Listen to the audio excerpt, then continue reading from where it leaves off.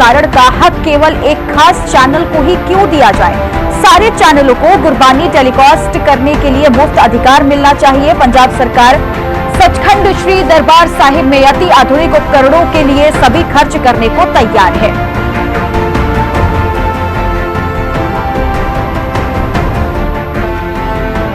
और इस पर ट्वीट भी किया गया मुख्यमंत्री की ओर से। वो लिखते हैं, पवित्र गुरबानी के प्रसारण अधिकार जो समानता का प्रतीक है और सभी की भलाई के लिए है, केवल एक विशेष चैनल को क्यों दिए गए?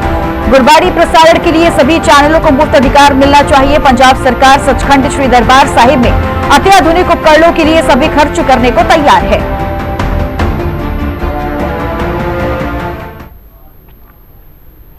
जालंधर लोकसभा चुनाव में भारी वोटों से जीत दर्ज करने वाले आप उम्मीदवार सुशील रिंकू श्री हरमंदिर साहिब, श्री दुर्गियाना मंदिर और श्री राम तीर्थ में दर्शन के लिए पहुंचे, जहां उन्होंने मत्था टेककर भगवान का आशीर्वाद लिया। इस दौरान उनके साथ प्रदेश के कृषि मंत्री कुलदीप सिंह भी मौजूद रहे। साथ ही उन्होंने अपने ट्विटर पर तस्वीरों को भी साझा किया।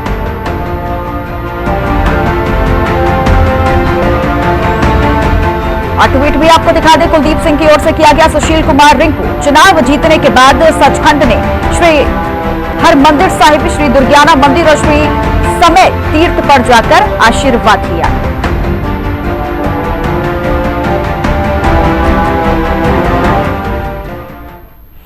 पंजाब के खेल मंत्री गुरमीत सिंह मीतेहर ने बरनाला का दौरा किया। इस दौरान मंत्री विभिन्न स्थानों पर लोगों से मिले भी, साथ ही उनकी समस्याओं को भी सुना। साथ ही कई धार्मिक और सामाजिक कार्यक्रमों में भी वो शामिल हुए।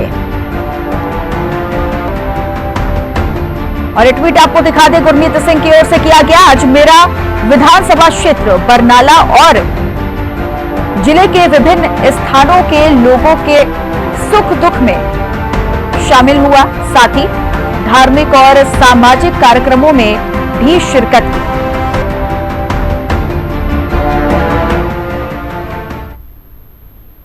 पंजाब सरकार शिक्षा विभाग में कर्मचारियों को रेगुलर करने की तर्ज पर दूसरे विभागों के कर्मचारियों को भी रेगुलर करने के लिए नई पॉलिसी लेकर के आई है।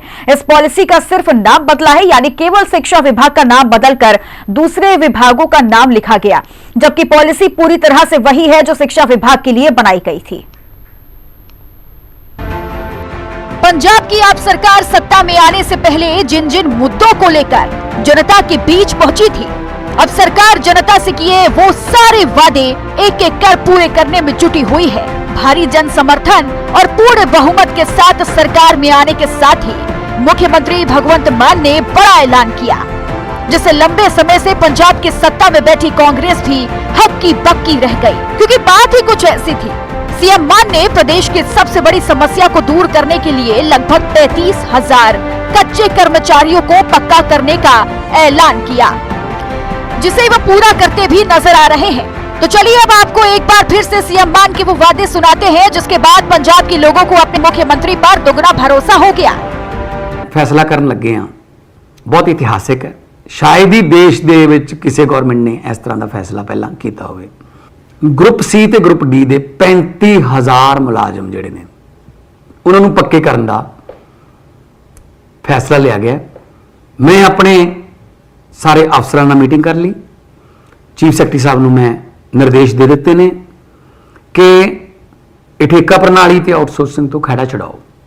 हैरानी की गल है कि स्कूल जिहड़े ने सरकारी वो टीचरां तो खाली पे ने। उस स्कूल के सामने जिहड़ी पानी की टैंकी है ਉਹਦੇ ਉੱਤੇ ਜਿਹੜੇ एलिजिबल टीचर ने ਉਹ ਧਰਨਾ ਦੇ ਰਹੇ ਨੇ ਉਹਦੇ ਉੱਤੇ ਚੜ ਕੇ ਕਿ ਸਾਨੂੰ ਰੱਖ ਲਓ ਜੀ ਨੌਕਰੀ ਕਰਕੇ। ਇਹ ਨਹੀਂ ਹੈ ਕੋਈ ਨਵੀਆਂ ਜੌਬਸ ਕ੍ਰੀਏਟ ਕਰਨੀਆਂ ਨੇ, ਹਜੇ ਉਹ ਵੀ ਕਰਾਂਗੇ, ਪਰ ਪਹਿਲਾਂ ਜੇ ਪੁਰਾਣੀਆਂ ਨੂੰ ਹੀ ਭਰ ਦਈਏ ਤਾਂ ਬਹੁਤ ਸਾਰੇ ਜਿਹੜੇ ਬੇਰੁਜ਼ਗਾਰ ਨੇ ਉਹਨਾਂ ਦੇ ਘਰਾਂ ਦੇ ਵਿੱਚ ਚੁੱਲ੍ਹੇ ਦੀ ਅੱਗ ਜਿਹੜੀ ਹੈ ਬਣ ਲੱਗੂ, ਉਹਨਾਂ ਦੇ ਘਰਾਂ 'ਚ ਖੁਸ਼ੀਆਂ ਆਉਣਗੀਆਂ। 35,000 ग्रुप सी ते ग्रुप डी ਦੇ ਜਿਹੜੇ ਮੁਲਾਜ਼ਮ ਨੇ ਕੱਚੇ उन्होंने पक्के करने के निर्देश दे दिते ने। मैं चीफ सैकटरी साहब को निर्देश दिता है कि अगले विधान सभा सैशन तो पहला पहला इस कानून का मसौदा बना के मैनू भेजो ताकि आप विधान सभा के विच उन्होंने मंजूर करके लागू कर सकिए। अपने वादे को पूरा करने की दिशा में आगे बढ़ते हुए अब पंजाब सरकार शिक्षा विभाग में कर्मचारियों को रेगुलर करने की तर्ज पर दूसरे विभागों के कर्मचारियों को भी पक्का करने के लिए नई पॉलिसी लेकर आई है। और इस कड़ी में 21,000 कर्मचारियों में से 10 साल की अवधि पूरी कर चुके मुलाजिमों को स्थायी करने का आदेश जारी किया गया है। मुख्यमंत्री भगवंत मान की अध्यक्षता में इस साल 23 फरवरी को कैबिनेट की बैठक में 14,417 कच्चे मुलाजिमों की सेवाएं नियमित करने की मंजूरी दी गई थी। इसके बाद ऐसे कर्मचारियों की सेवाओं को नियमित किया गया जिन्होंने 10 साल से सेवा में कार्यरत थे। इसकी जानकारी खुद सीएम मान ने 23 फरवरी की बैठक के बाद दी थी। पंजाब सरकार ਦੀ ਇੱਕ ਬਹੁਤ ਅਹਿਮ ਕੈਬਨਿਟ ਦੀ ਮੀਟਿੰਗ ਸੀ ਜਿਹਦੇ ਵਿੱਚ ਬਹੁਤ ਸਾਰੇ ਲੋਕ ਪੱਖੀ ਫੈਸਲੇ ਜਿਹੜੇ ਨੇ ਉਹ ਲਏ ਗਏ ਨੇ। ਬਹੁਤ ਸਾਰੇ ਵਿਧਾਨ ਸਭਾ ਨਾਲ ਸੰਬੰਧਿਤ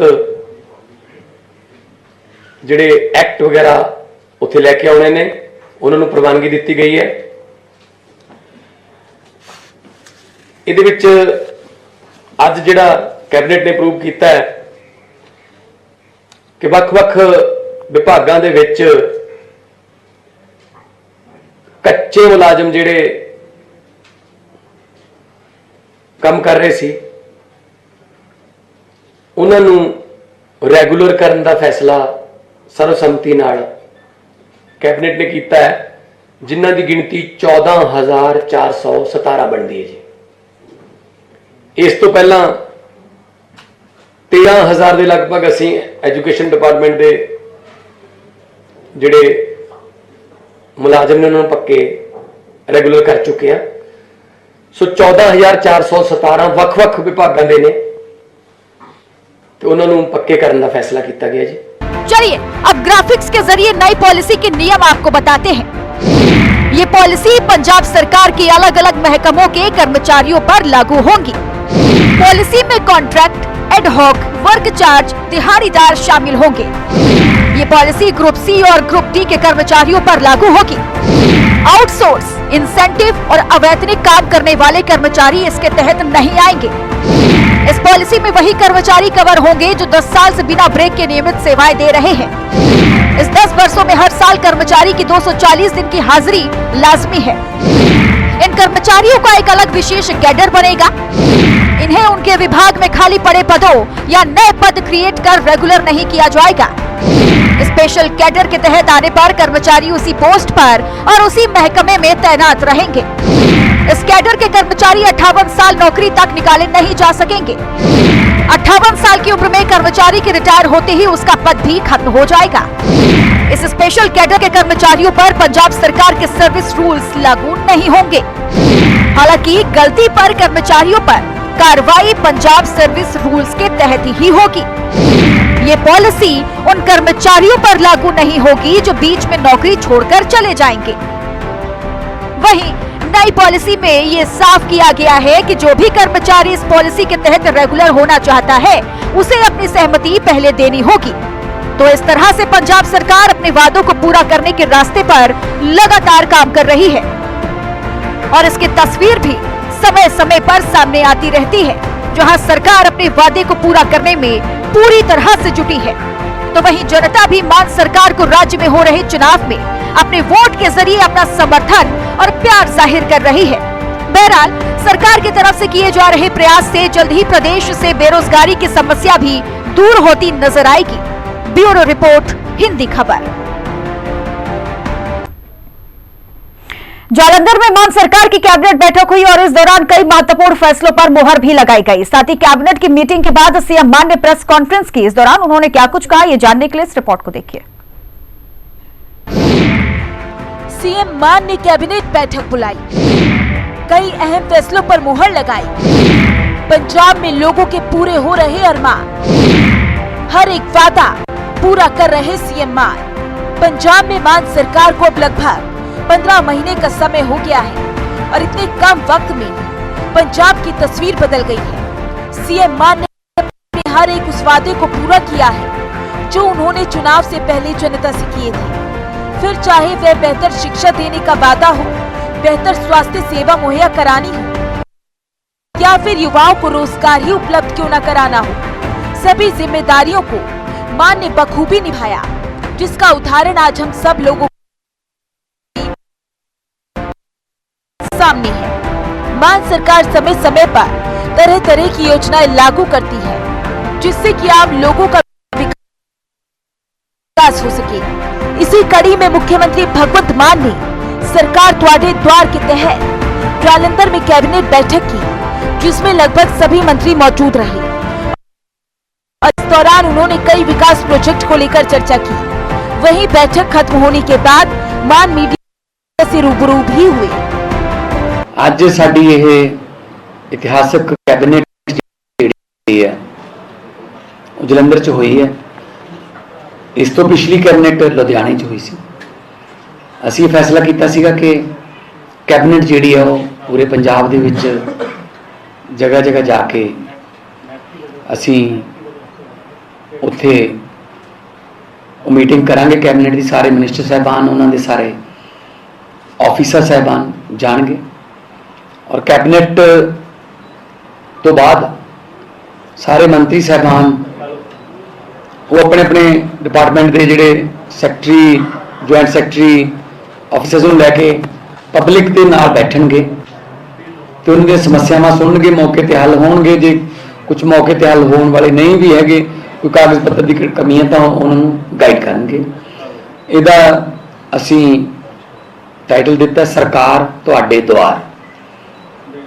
सरकार तुहाडे द्वार लड़ी के तहत आज जलंधर की बारी।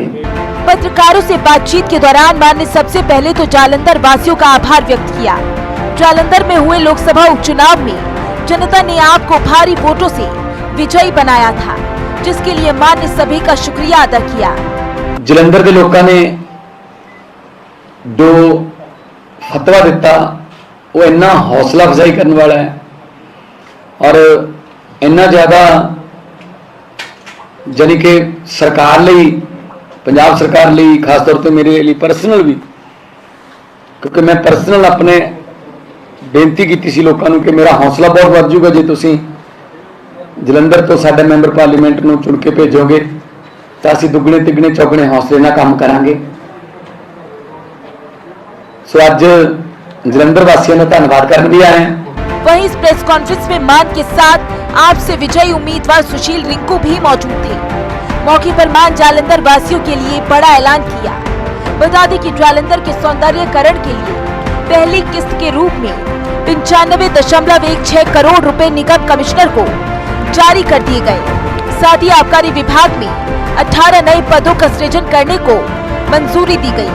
ऐसा नहीं है कि विभाग में स्टाफ की कमी है, दरअसल ऐसा इसलिए किया जा रहा है, बीते दिनों जो मुनाफे में बढ़ोतरी की गई उसके अनुसार स्टाफ की जरूरत है। विभाग दे विच एक्साइज दे विच 18 नवीं पोस्टां जिहड़ियां वो क्रिएट करने नूं प्रवानगी मिली है, क्योंकि आबकारी विभाग दे विच बहुत सारा अमला हैगा, पर आबकारी विभाग का पिछले दिनों जो मुनाफे च वाधा होया, रेवन्यू च वाधा होया, उहदे लई सानूं स्टाफ की होर लोड़ है। सो 18 असामियां नवीं क्रिएट कीतियां जाणगीਆਂ जिहड़ियां कि आबकारी विभाग च काम करनगीਆਂ।